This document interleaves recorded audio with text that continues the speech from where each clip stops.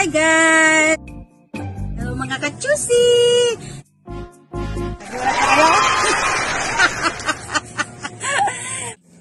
Magandang buhay mga kachusi!